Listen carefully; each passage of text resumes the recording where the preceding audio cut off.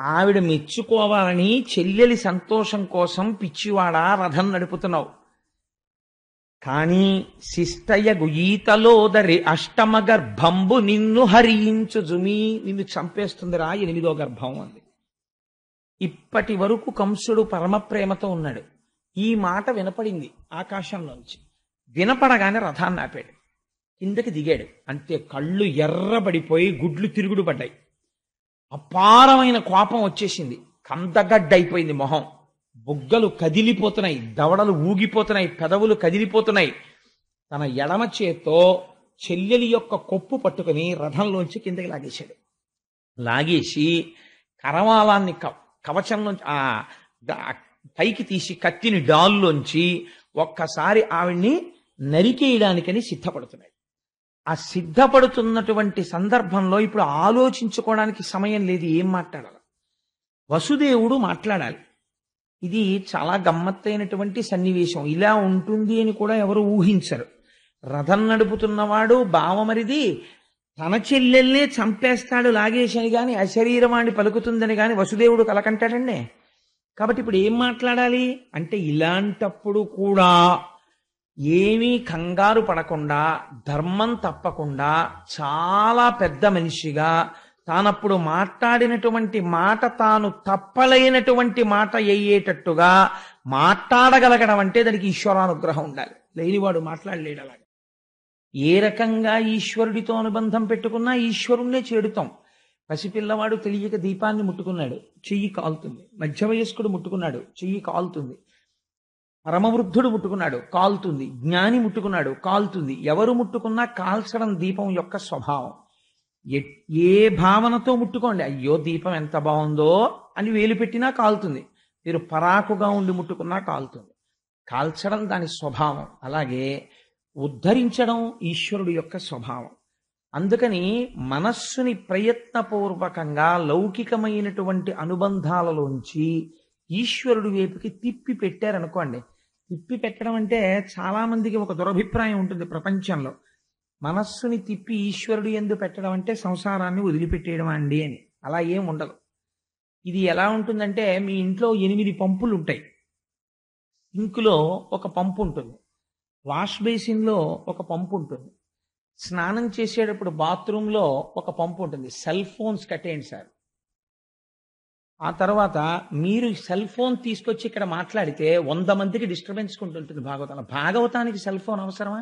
అంత cell phone మీకు వస్తుంది అనుకుంటే బయట నుంచోండి వెళ్ళి. కాబట్టి ఎక్కడో సింక్లో ఓ పంపు ఉంటుంది, వాష్ బేసిన్లో ఓ పంపు ఉంటుంది, బాత్రూంలో ఓ పంపు ఉంటుంది.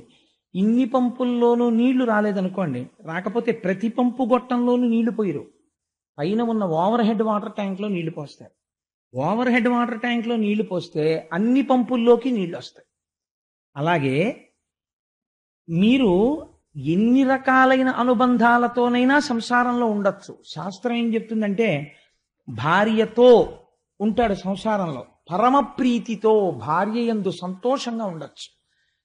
ఎన్ని మాటలు మీరు భార్యని ముద్దుగా చూసినా ఒక మాట మర్చిపోకూడదు, లక్ష్మీదేవి అనుగ్రహంతో నాకు ఇటువంటి ఇల్లాలు దొరికింది అనుకుంటూ ఉండాలి. ఈ భావన మనస్సులో పెట్టుకుని మీరు ఎంతగా సంతోషంగా కదలండి. ఇదంతా అమ్మవారి అనుగ్రహం, నాకు ఇంత చక్కటి భార్య, ఇంత ప్రేమ కలిగిన భార్య, నా వంశాన్ని పెంచిన భార్య అని మీరు మనసులో అనుకుంటూ, ఇదంతా అమ్మవారి అనుగ్రహం అనుకుంటూ భార్యతో ఉండండి. ఏ దోషం ఉండదు. నా బిడ్డడికి ఓ మంచి సీట్ వచ్చింది, ఈశ్వరానుగ్రహం. ఆయన మేధస్సుని ఇచ్చాడు, చక్కగా ఆరోగ్యాన్ని ఇచ్చాడు, వాడు చక్కగా చదువుకుంటున్నాడు, వృద్ధిలోకి వస్తున్నాడు. ఇది ఈశ్వరానుగ్రహం. మీరు ఒక మంచి మధుర పదార్థం తిన్నారు. ఈ మధుర పదార్థం చాలా మంది తినలేరు, కానీ తినగలిగే అదృష్టాన్ని నాకు ఈశ్వరుడు ఇచ్చాడు. ఏది చేసినా ఈశ్వరుడితో అనుసంధానం చేసుకుంటూ ఉండడం. ఈ చేసుకోవడం వస్తే ఓవర్ హెడ్ వాటర్ ట్యాంక్ నింపుకుని అన్ని పంపుల్లోంచి నీళ్లు పొందడంతో సమానం అవుతుంది.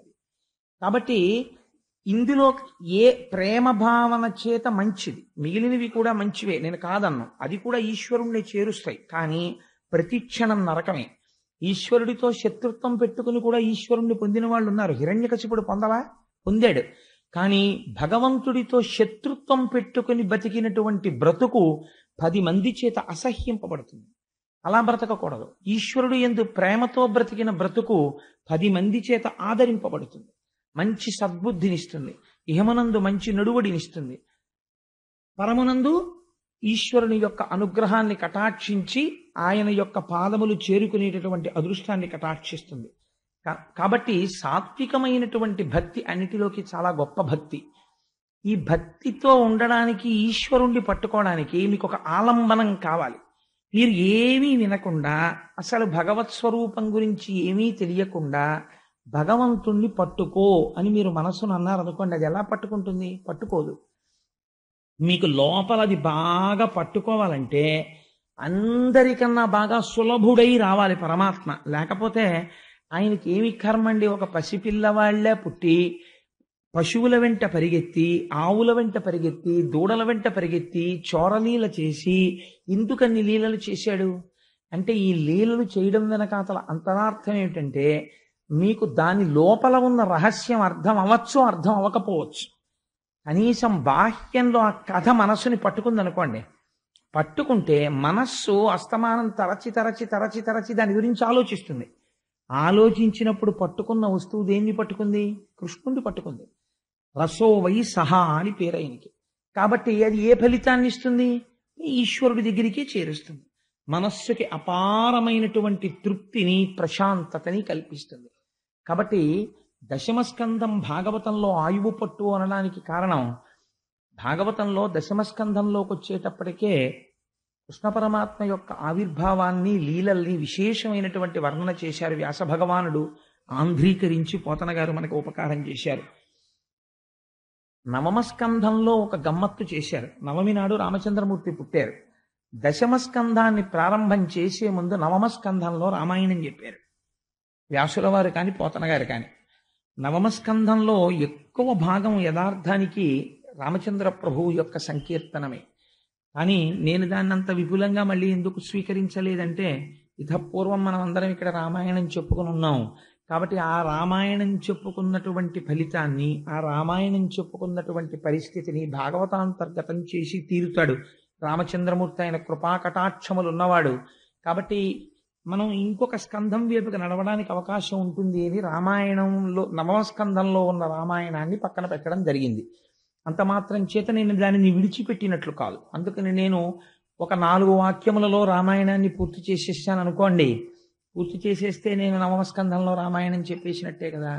ఇక్ష్వాకు వంశమునందు జన్మించిన దశరథ మహారాజు గారికి సంతానం లేకపోతే పుత్రకామేష్టి చేస్తే సంతానము కలగడానికి ప్రతిబంధకమైనటువంటి పాపము పరిహరింపబడి యజ్ఞపురుషుని యొక్క అనుగ్రహము చేత లభించిన పాయస పాత్రలోని పాయసాన్ని తన 3 ధర్మపత్నులైన కౌసల్య, సుమిత్ర, కైకేయిలకి పంచి ఇస్తే పుట్టినటువంటి రామలక్ష్మణ భరత శత్రుఘ్నులు నలబడేటటువంటి 4 కుమారుల యందు మహాధర్మాత్ముడైన రామచంద్రమూర్తి పితృవాక్య పరిపాలనం కోసమని తాను వివాహం చేసుకున్న సీతమ్మ తల్లితో కలిసి తండ్రిని సత్యవాక్యమునందు ప్రతిష్ఠితుడిని చేయడం కోసం 14 సంవత్సరముల అరణ్యవాసమునకు బయలుదేరి వెళ్ళి అక్కడ శూర్పణఖ యొక్క ముక్కు చెవులు కోసి, మారీచాది రాక్షసుల యొక్క పీచమణచి, విశ్వామిత్ర యాగ సంరక్షణం బాలకాండలో చేసి, అక్కసుతో రావణాసురుడు సీతమ్మ తల్లిని అపహరిస్తే ఆ తరువాత అరణ్యకాండలో ఆ కబంధ వధ జరిగిన తరువాత సుగ్రీవుని యొక్క జాడ తెలుసుకుని సుగ్రీవుడితో మైత్రి చేసి వాలిని సంహరించి హనుమ యొక్క సహాయం చేత 100 యోజనముల సముద్రమునకు ఆవల దక్షిణ దిక్కున ఉన్నటువంటి లంకా పట్టణంలో రావణాసురుని యొక్క ప్రమదావనంలో బంధింపబడిన సీతమ్మ తల్లి యొక్క జాడ హనుమ ద్వారా తెలుసుకుని సముద్రమునకు సేతువు కట్టి ఆవలి ఒడ్డుకు చేరి రావణ కుంభకర్ణాది రాక్షసులను తెగటార్చి తిరిగి సీతమ్మ తల్లిని తాను పొంది 11,000 సంవత్సరములు రామచంద్రమూర్తి రాజ్య పరిపాలన చేసి రామరాజ్యమని పేరు తెచ్చి ఎన్నో అశ్వమేధ యాగములు, వాజపేయములు, పౌండరీకములు మొదలైనటువంటి యాగములు చేసి మనిషి ఎలా ప్రవర్తించాలనేటటువంటి దానికి ఒక అద్భుతమైనటువంటి కొలమానమును ఏర్పాటు చేసినటువంటి విశేషమైనటువంటి అవతారము రామావతారము. ఆ అవతారమే, ఆ రామచంద్రమూర్తి యొక్క అనుగ్రహమే పోతన గారి యందు ప్రసరించి భాగవతమును ఆంధ్రీకరించుటకు తోడ్పడినది. ఆ రాముడే కృష్ణ కథ చెప్పించాడు. రాముడు కృష్ణుడు అని ఇద్దరు లేరు కనుక. కాబట్టి నేను నవమస్కంధంలో రామాయణం చెప్పినట్టే కదా. ఎందుచేత అంటే అలాగని రామాయణం విడిచిపెట్టడం ఇష్టం లేదు కాబట్టి రామాయణాన్ని స్పృశించినట్లే ప్రధాన ఘట్టాలు. ఇప్పుడు నేను దశమస్కంధంలోకి వెళ్ళడానికి తలుపు తెరుచుకున్నట్లు కదా. దశమస్కంధాన్ని ప్రారంభం చేస్తూ ఒక మాట చెప్తారు. పూర్వకాలంలో గోరూపాన్ని స్వీకరించి భూమి చతుర్ముఖ బ్రహ్మగారి దగ్గరికి వెళ్ళి ఏడ్చింది. మహానుభావ, భూలోకంలో ఎందరో రాజులు భూమిపతులమనేటటువంటి పేరు పెట్టుకుని పరమ దుర్మార్గమైనటువంటి పరిపాలన చేస్తూ ధర్మమును తప్పి ప్రవర్తిస్తున్నారు. ఇటువంటి వారి యొక్క మదం అణచడానికి, భూమి యొక్క భారమును తగ్గించడానికి, భూభారం అంటే మీరు ఎప్పుడు జ్ఞాపకం పెట్టుకోండి, అది కేవలము తక్కెట్లో వేసి తూచేటటువంటి కొలత కాదు. ఎన్ని ప్రాణులున్నా భూమికి ఎప్పుడూ బరువు కాదు. ఎంతమంది బిడ్డలు పుట్టినా తల్లికి ఎవ్వరూ బరువు కానట్టే. కానీ భూమి ఎప్పుడు బరువుగా బాధపడుతుంది అంటే ధర్మము తప్పి ప్రవర్తించేటటువంటి మనుష్యులను చూసి భూమి భారంగా బాధపడుతుంది. అందుకని సృష్టి చేసిన బ్రహ్మగారిని అడిగింది, వీళ్ళందరినీ సృష్టి చేసిన వాడు ఆయనే కదా, ఇంతమంది అధర్మాత్ములు ఇవాళ భూమి మీద తిరుగుతున్నారు, ఎలా నాకు భారం తగ్గడం అని అడిగింది. భారం తగ్గించడం, ఉన్నది నిలబెట్టడం స్థితికారుడైన శ్రీ మహావిష్ణువు యొక్క అనుగ్రహం. కాబట్టి నువ్వైనా నేనైనా ఆయన్ని ప్రార్థన చెయ్యాలని ఆనాడు చతుర్ముఖ బ్రహ్మగారు ధ్యానమగ్నుడై పురుష సూక్తంతో స్వామివారిని ఉపాసన చేశారు. ఆ ధ్యానమునందు ఆయనకు ఒక వాణి వినపడింది.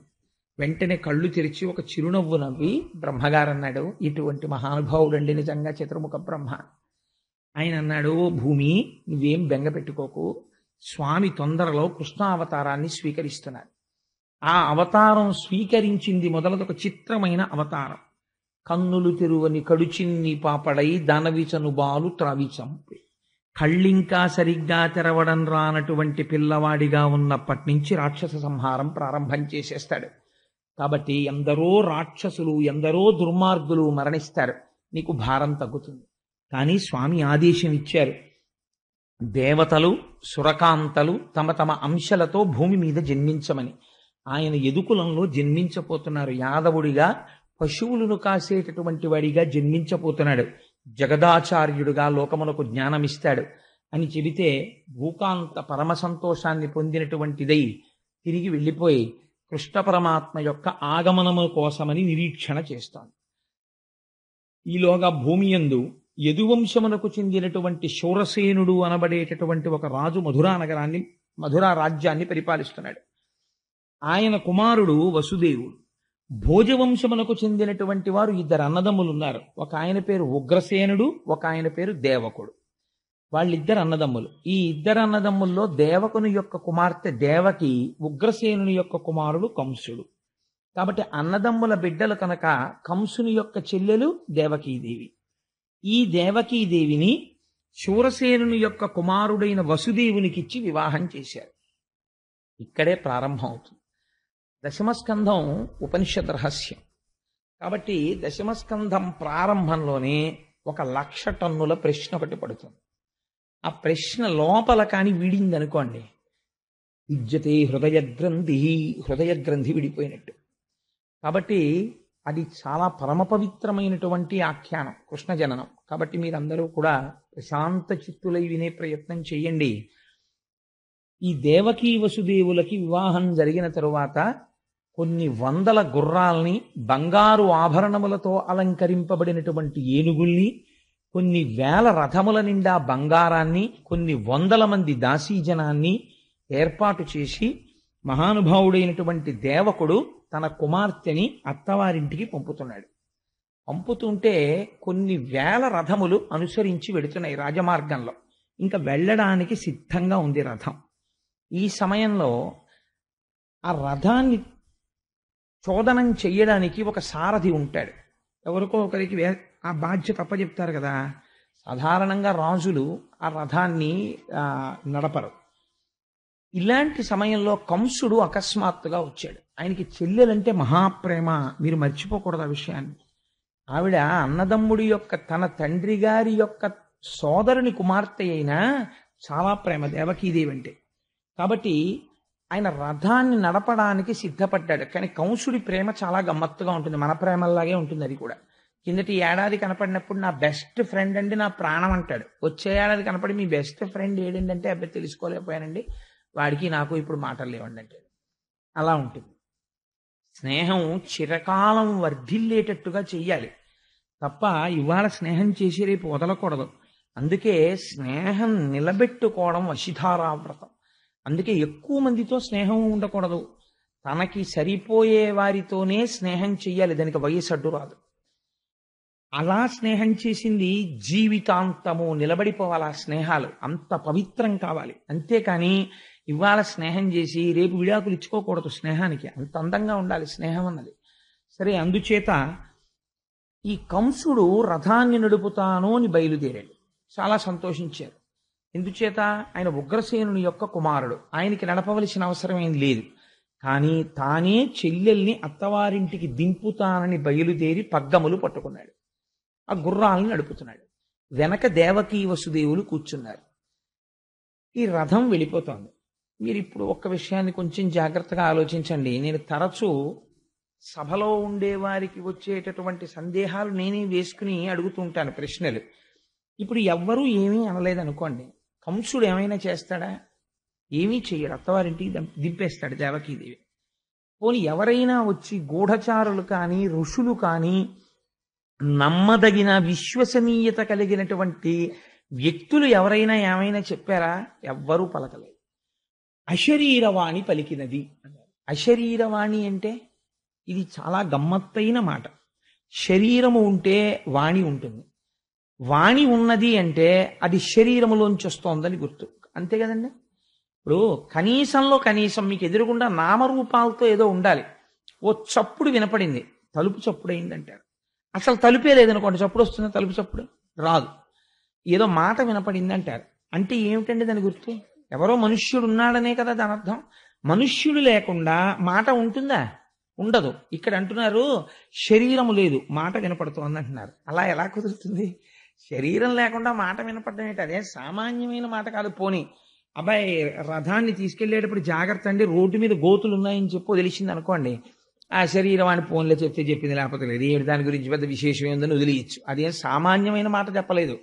ఆ శరీరవాణి ఏమని పలికిందంటే, తుష్టయగు భగిని మెచ్చగ నిష్ఠుడవైన రథము నడిపెది రుగవు మీదన్ శిష్టయగు ఈతలోదరి అష్టమ గర్భంబు నిన్ను హరించు సుమీ. తలోదరి అంటే పైకి కనపడనటువంటి కడుపున్నది. అంటే నా బోటిగాడి నించుంటే కడుపు కనపడుతుంది, కొంతమందికి కడుపు కనపడదు, వెనక్కి వెళ్ళిపోయి ఉంటుంది. అలా వెనక్కి వెళ్ళిపోయి అసలు కడుపు ఉందా లేదా అని అనుమానం ఉన్నట్టుగా ఉన్నటువంటి వాళ్ళని తలోదరి అంటారు. అదో అందం. అలాంటి దానికి పోతన గారి విశేషణం చూడండి ఎంత అందంగా ఉంటుందో. అనువాదం అస్సలు కడుపు లేనట్టుగా శుష్కించిపోయిన కడుపులా కనపడుతోంది. ఈ కడుపులో 8 పుట్టబోతున్నారు. ఈ 8వ వాడు కంసుణ్ణి చంపబోతున్నాడు. ఎటువంటి కడుపు ఆ కడుపు? కానీ అసలు పైకే కనపట్టలేదు అది. తలోదరి. అందుకని తుష్టయ్య గుభగిని మెచ్చగా ఆవిడికే చక్కగా ఆవిడ కోరుకున్న ఆ వసుదేవుణ్ణి వివాహం చేసుకుని రథం ఎక్కి వెళ్ళిపోతోంది. ఆవిడ మెచ్చుకోవాలని చెల్లెలి సంతోషం కోసం పిచ్చివాడా రథం నడుపుతున్నావు. కానీ శిష్టయ్యగు ఈతలోదరి అష్టమ గర్భంబు నిన్ను హరించు జుమి, నిన్ను చంపేస్తుందిరా 8వ గర్భం అంది. ఇప్పటి వరకు కంసుడు పరమ ప్రేమతో ఉన్నాడు. ఈ మాట వినపడింది ఆకాశంలోంచి. వినపడగానే రథాన్ని ఆపాడు, కిందకి దిగాడు. అంతే, కళ్ళు ఎర్రబడిపోయి గుడ్లు తిరుగుడు పడ్డాయి. అపారమైన కోపం వచ్చేసింది. కందగడ్డైపోయింది మొహం, బుగ్గలు కదిలిపోతున్నాయి, దవడలు ఊగిపోతున్నాయి, పెదవులు కదిలిపోతున్నాయి. తన ఎడమ చేత్తో చెల్లెలి యొక్క కొప్పు పట్టుకుని రథంలోంచి కిందకి లాగేశాడు. లాగేసి కరవాలాన్ని కవచంలోంచి పైకి తీసి కత్తిని డాల్లోంచి ఒక్కసారి ఆవిడ్ని నరికేయడానికని సిద్ధపడుతున్నాడు. ఆ సిద్ధపడుతున్నటువంటి సందర్భంలో ఇప్పుడు ఆలోచించుకోవడానికి సమయం లేదు, ఏం మాట్లాడాలి. వసుదేవుడు మాట్లాడాలి. ఇది చాలా గమ్మత్తైనటువంటి సన్నివేశం. ఇలా ఉంటుంది అని కూడా ఎవరు ఊహించరు. రథం నడుపుతున్నవాడు బావమరిది తన చెల్లెల్నే చంపేస్తాడు లాగేశని గాని అశరీరవాణి పలుకుతుందని గాని వసుదేవుడు కలకంటాడండి.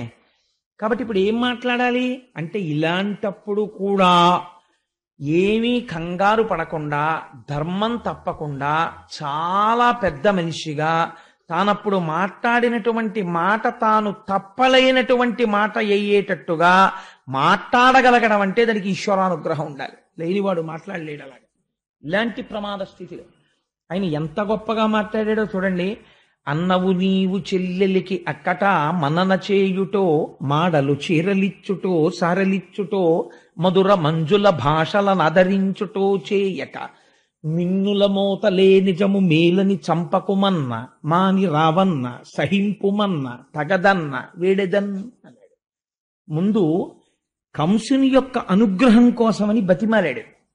అన్నవు నీవు చెల్లెలికి మొట్టమొదటి మాట వేశాడు.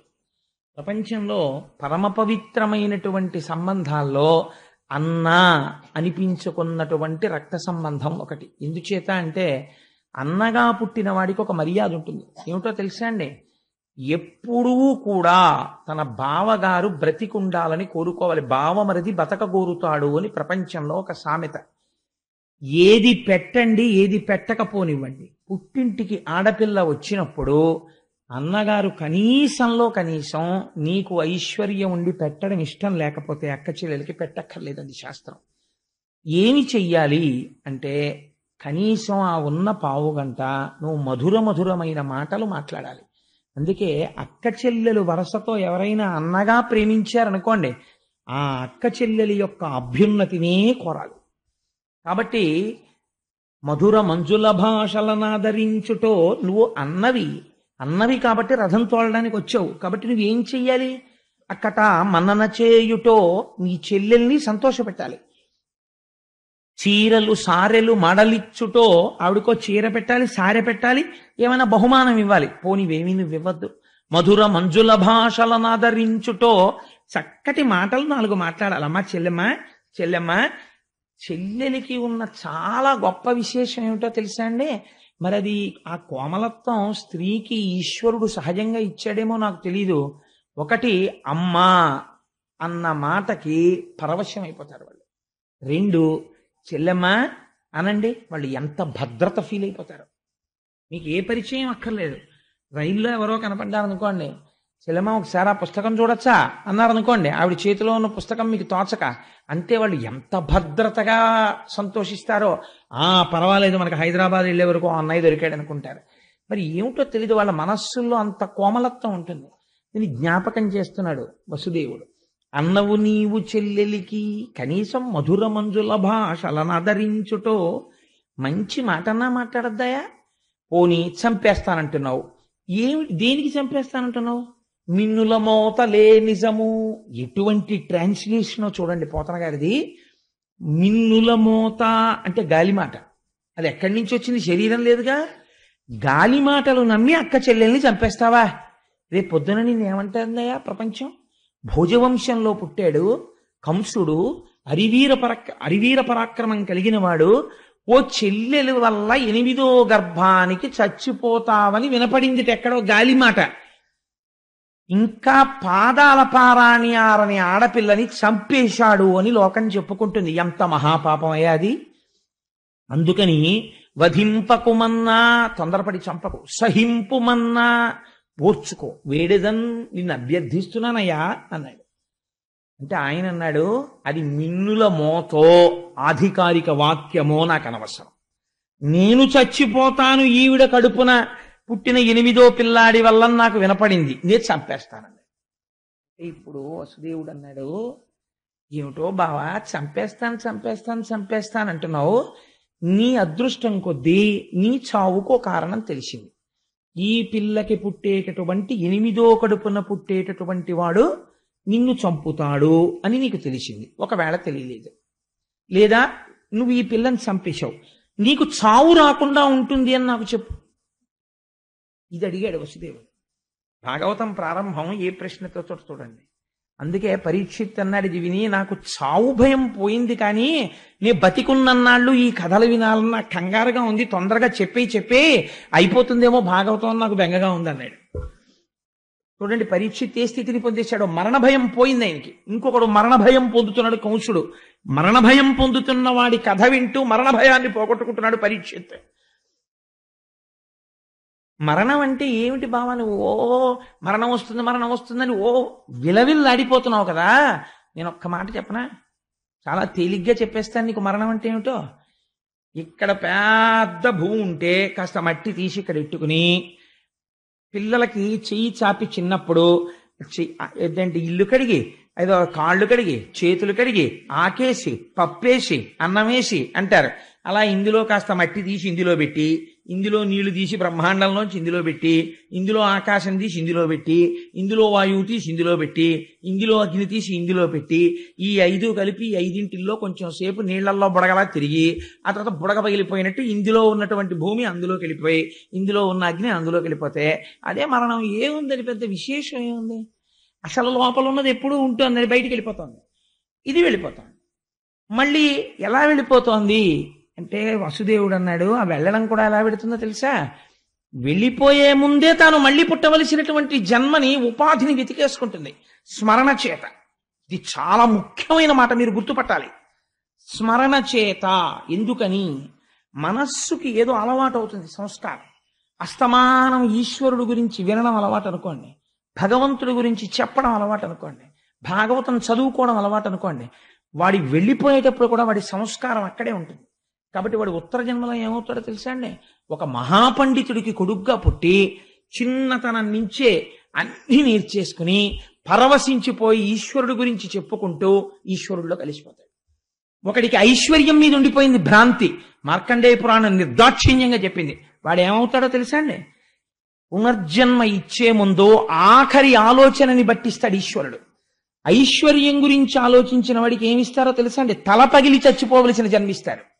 అంటే తేలు కానీ, జిర్రి కానీ, పాము కానీ ఇలాంటివి పుట్టి మందసాల కింద చేరుతాయి. ఆ డబ్బులున్న చోటుకి వచ్చి చేరుతాయి. లేకపోతే ధాన్యం పోసిన అదేంటి పెద్ద పెద్ద కావుల్లా కడతారు, వాటి కింద కానీ చేరితే తనది పోతుందని బెంగ. ఎవడో వస్తాడు అక్కడికి, అమ్మో నాది పట్టుకుపోతాడేమో అని బయటికి వస్తాడు. కర్ర పెట్టి కొట్టి తల పగిలేట్టు కొడుతుంటారు. ప్రాణం తోకలోకి వెళ్ళిపోతూ అప్పుడు అనుకుంటాడు, ఈ మాత్రం దానికా ఇంత కష్టపడ్డాను, ఎవరికీ కనపడకుండా దాక్కుని తిరిగాను కొడుకులకి రక్షిద్దామని, తల పగల కొట్టించేశాడు కొడుకు అంటాడు. ఇప్పుడు మళ్ళీ ఇంకో ఉపాధిలోకి పోతాడు. ఎంత చిత్రమో చూడండి. తన భార్య పక్కన పడుకుని ఇంకొక స్త్రీ గురించి ఆలోచిస్తాడు, గోడ మీద బల్లిగా వస్తాడని చెప్పింది మార్కండేయ పురాణం. కాబట్టి ఏమవుతుంది అంటే ఒకడు ఈశ్వరుడు గురించి స్మరిస్తూ ఉంటాడు. వాడు ఉత్తర జన్మల్లో హాయిగా ఒక మహాపండితుడు కడుపున పుట్టి ఏ లోటు లేకుండా 7 ఏళ్ళు 8 ఏళ్ళు వచ్చేటప్పటికి అపారమైన పాండితీ ప్రకర్షతో ఐశ్వర్యానికి లోటు లేకుండా 10 మందికి పెడుతూ తాను తింటూ భగవంతుడి గురించి చెప్పుకుంటూ సార్థకత పొంది ఈశ్వరుడిలోకి వెళ్ళిపోతాడు.